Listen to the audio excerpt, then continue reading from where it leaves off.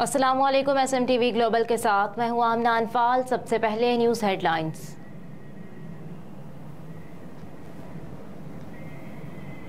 Punjab election case का तफसीली फैसला जारी कर दिया गया। आइन इलेक्शन कमीशन को तमाम मामलात में मुदाखलत की इजाज़त नहीं देता। सुप्रीम कोर्ट का 25 सफ़हात पर मुश्तमिल फैसला जस्टिस मुनीब अख्तर ने तहरीर किया, जिसमें कहा गया है कि इंतखाबात कराना इलेक्शन कमीशन का इख्तियार नहीं, जिम्मेदारी है। इंतखाबात कराना आर्टिकल 218(3) के तहत इलेक्शन कमीशन की बुनियादी जिम्मेदारी है।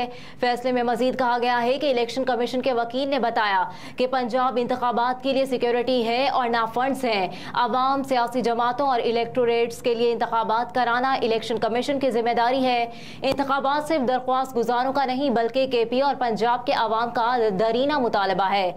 सुप्रीम कोर्ट के फैसले में कहा गया है कि इलेक्शन कमीशन किसी तौर इंतखाबात की तारीख को खुद आगे नहीं बढ़ा सकता।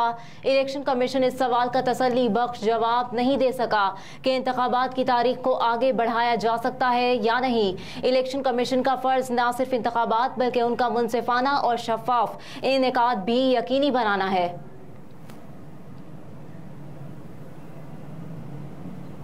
ई पोर्टल दुनिया भर से सयाहों की पाकिस्तान में दिलचस्पी बढ़ाने में मददगार साबित होगा। वजीर आजम शहबाज शरीफ कहते हैं कि पाकिस्तान सयाहों के लिए एक बेमिसाल मुल्क है। ई पोर्टल दुनिया भर से सयाहों की पाकिस्तान में दिलचस्पी बढ़ाने में मुआविन और मददगार साबित होगा। ब्रांड और सलाम पाकिस्तान वजीर आजम शहबाज शरीफ ने ई पोर्टल का इफ्तिताह कर दिया। इफ्तिताही तकरीब से खिताब करते हुए वजीर आजम शहबाज शरीफ ने कहा कि तकरीब में शिरकत बाइसे मुसरत है। पाकिस्तान में सयाहत, सकाफत और तारीखी वर्से के फरोग के वसी मौके दस्तयाब हैं। वजीर आजम ने कहा कि पाकिस्तान को अल्लाह ताला ने बेपनाह कुदरती वसाइल और खूबसूरत मनाजिर से नवाजा है। पाकिस्तान कुदरती वसाइल से माला माल मुल्क है। खुसूसन मुल्क के शुमाली इलाका जात में सयाहत मकामात को सयाहत के फरोग के लिए इस्तेमाल किया जा सकता है।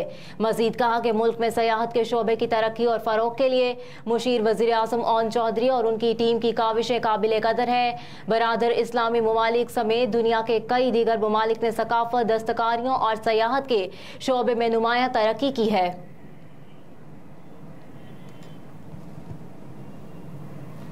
स्पेशल इन्वेस्टमेंट फैसिलिटेशन काउंसिल को कानूनी तहफ़्फ़ुज़ के साथ वसी इख्तियारात भी मिल गए, जिसके बाद SIFC के तहत आने वाली सरमायाकारी की राह में रुकावटें और सुर्ख के फीते के मसाइल ख़त्म कर दिए गए।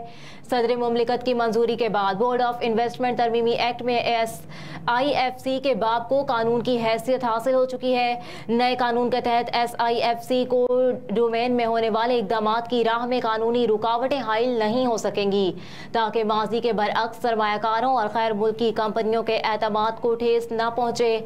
सरमायाकारों और गैर मुल्की कंपनियों को कानूनी पेचीदगियों से दूर रखने के लिए इस्तिस्ना की शिक शामिल की गई है, जिसके तहत तहकीकाती एजेंसी, एहतसाब का इदारा या अदालत किसी कमर्शियल ट्रांजैक्शन मुआहदे के मामले पर रुकावट नहीं बन सकेगी।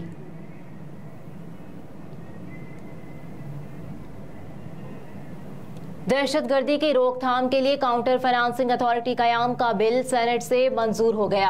कौमी इंसदाद मनी लॉन्ड्रिंग और दहशतगर्दी की रोकथाम के लिए काउंटर फाइनेंसिंग अथॉरिटी कयाम का बिल सेनेट से मंजूर कर लिया गया। बिल पर सेनेट में वोटिंग हुई तो बिल के खिलाफ 9 और हक में 28 वोट आए।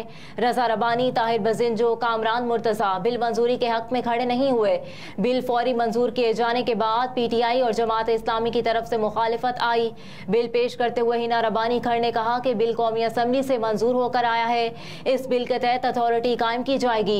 यूसुफ रजा गिलानी ने कहा कि ये अहम बिल है जो पूरे मुल्क के लिए अहम है। इसहाक डार ने कहा कि हमने FATF को अपना फ्यूचर प्लान दिया।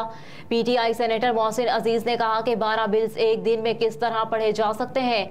हमें रबर स्टाम्प ना बनाया जाए, दुनिया हमारा तमस्खुर उड़ा रही है।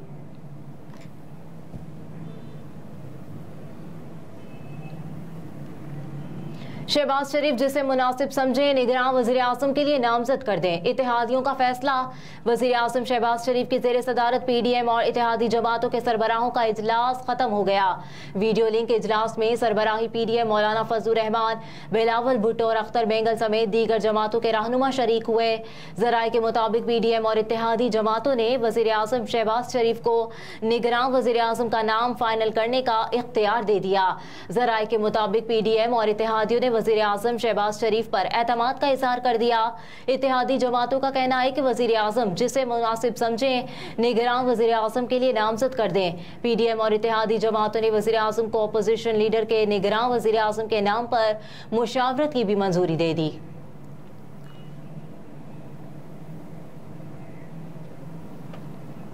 जलाओ गिराओ मुकदमा डॉक्टर यास्मीन राशिद के जुडिशल रिमांड में 13 दिन की तौसीक कर दी गई। लाहौर की इंसदादी दहशतगर्दी अदालत की जज उभर गुल खान ने शेरपाव पुल पर इदारों के खिलाफ तकरीर और जलाओ गिराओ के मुकदमे की समाअत की। PTI रहनुमा को जुडिशल रिमांड की मियाद खत्म होने पर पेश किया गया। अदालत ने डॉक्टर यास्मीन राशिद के जुडिशल रिमांड में 13 दिन की तौसीक कर दी और PTI रहनुमा को 17 अगस्त को दोबारा पेश करने का हुक्म दे दिया। इंसदादी दहशतगर्दी अदालत ने पुलिस को साबिक वजीर के खिलाफ जल्द चालान जमा कराने की हिदायत भी कर दी।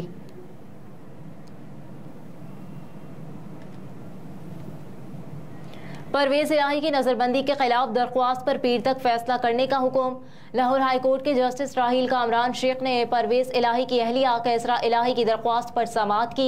कैसरा के वकील आमिर सईद रा ने दलाइल दिए। दरख्वास्त में चौधरी परवेज इलाही की अडियाला जेल मुंतकली को भी चैलेंज किया गया। दरख्वास्त में मौक़िफ़ अपनाया गया कि साबिक वज़ीर आला की तमाम केसेस में अदालत से जमानत मंजूर हो चुकी, उन्हें रिहा करने की बजाय नजरबंदी का हुक्मनामा जारी किया गया। वकील के दलाइल सुनने के बाद अदालत आलिया ने एडिशनल चीफ सेक्रेटरी होम गुलाम सरवर को नजरबंदी के खिलाफ दरख्वास्त पर फैसला करने का हुक्म दे दिया।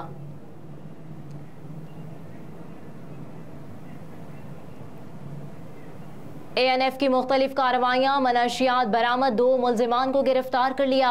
कराची में ANF की मुख्तलिफ कार्रवाइयों में 68 किलोग्राम से जायद मनशियात बरामद कर ली गई, जबकि 2 मुल्जिमान को भी गिरफ्तार कर लिया गया। तर्जुमान ANF के मुताबिक इंसदादी मनशियात के खिलाफ 6 कार्रवाइयाँ रावलपिंडी, हब, कोयटा, लाहौर, खैबर, तोरखम में की गई।